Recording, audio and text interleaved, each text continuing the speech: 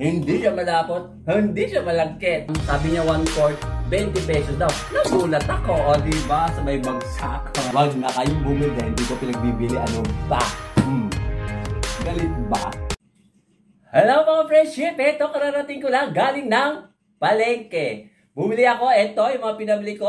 Mga gulay na naman. Alam niyo naman, mga friendship, mahilig ako sa gulay.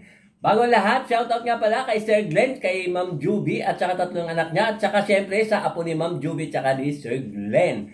At saka si Ruben Ethel, at saka sa mga nanonood sa akin mula doon sa Japan, at saka yung taga USA, taga Canada, taga Spain, taga Turkey, sa Middle East, o diba? Mayroon pa doon?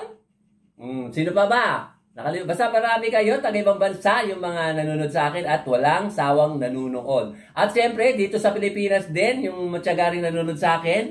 Shoutout kay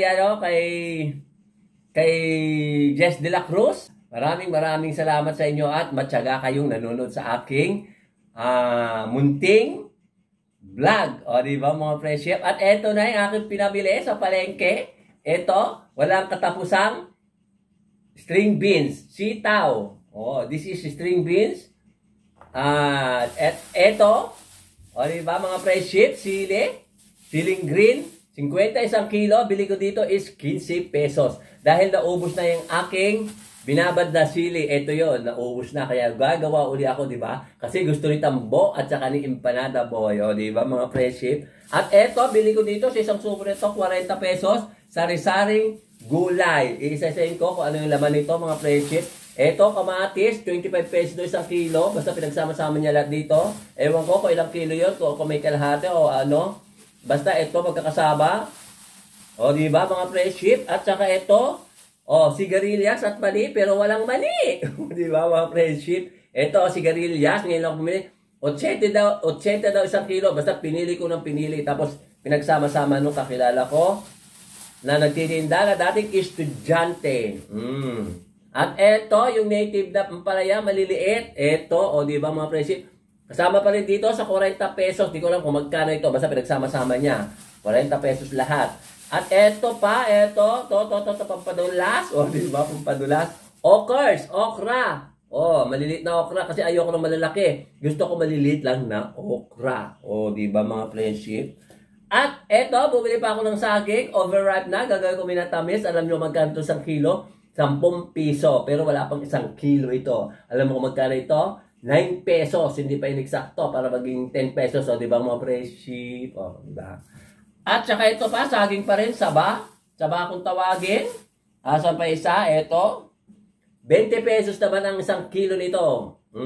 Kaya ang presyo nito, pero isa na pinagbilang ko, ang presyo nito ngayon, 36 pesos. 36 plus 9, 45 pesos lahat. At eto, yung siomay, binili ko kahapon, kagabi, kinain ko na yung 6. Ulam ko kagabi yung tatlo kanina umaga, at saka kagabi. 26 pesos, 15 pieces. O, diba? Ayan. At eto, gumawa ko ng gabi, dyan sa tabi-tabi, doon sa tanim naming laing, sa harapan, eto. O, diba? Kasi kung bibili ko, mahal din ang 1 kilo nitong native na gabi. At hindi siya imported. O, diba mga friendship? Shoutout sa inyo lahat sa aking mga nanonood sa aking vlog. Maraming sa inyo lahat from abroad at mula rito. Thank you so much. Ipiprito na natin ang mga siomay. O, diba mga friendship? Pang sahog sa gulay. Apoy na ba? Ay, mayroon na. Kala ko wala pa mga friendship. Ayan, prito muna natin.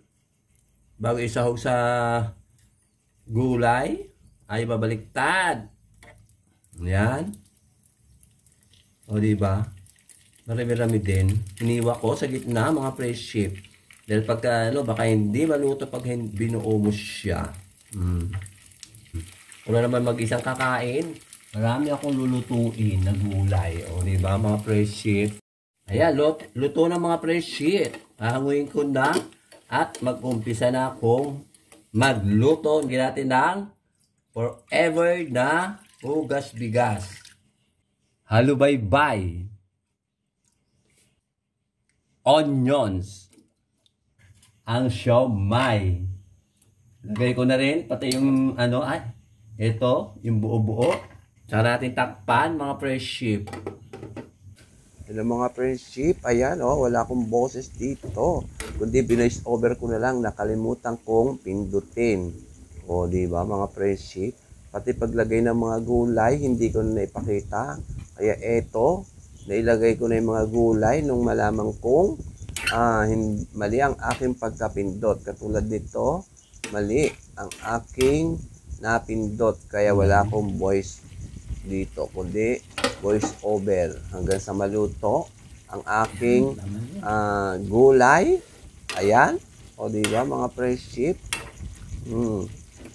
Hindi ko na ipakita kung paano ko inilagay ang mga gulay. At yan na, pati okra, ayan. Di ba mga friendship?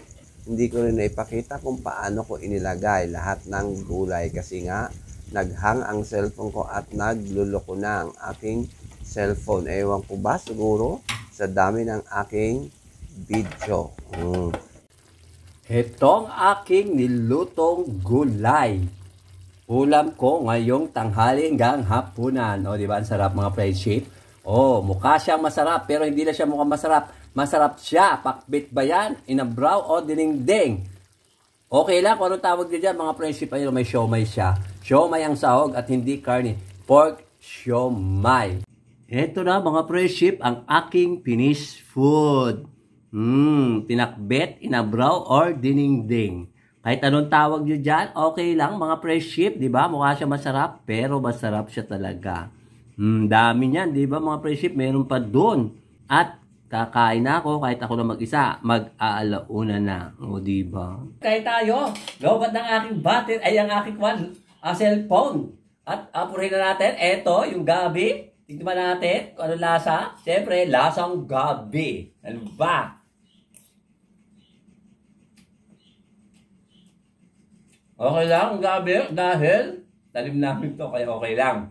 At eto, yung yung sigarilyas at mani, pero wala siyang mani. Natin.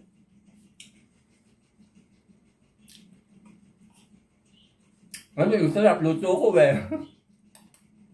Mahal namin sigarilyas. Okay. Mahal ang sigarilyas. 80 pa sa kilo, minsan 100. Ito yung siomai. Ito. Walang sabaw, konti lang sabaw, naiwan doon sa kawali. Tikman natin.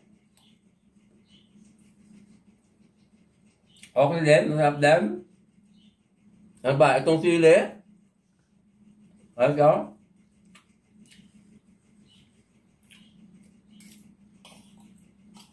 Di ba mga friendship, hindi nga siya manghang. Kaya ito yung sili, Hindi siya manghang. Masarap siya. At eto, sitaw. Masarap din.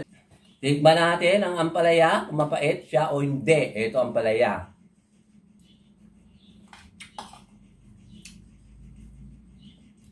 Mapait siya pero hindi gaano. Kung ba pag nagluluto ng ampalaya, native man siya o foreigner siya, hindi pa rin siya Hindi pa rin siya mapait. Ano ba? Ito yung okras. Ito yung sinasabi ko, okra in, kajoke lang. Diba? Okra. Diba? Hindi siya malapot. Hindi siya malapot. Hindi siya malangkit. Diba? Katamtama ng luto. Half cook lang. Sige na. Babay na mga friendship. Subscribe nito Iki. At, tutuloy ko lang pagkain ko. Pinakita ko lang kung paano ko kainin itong pakbet na inabraw na dinengdeng. Thank you for watching.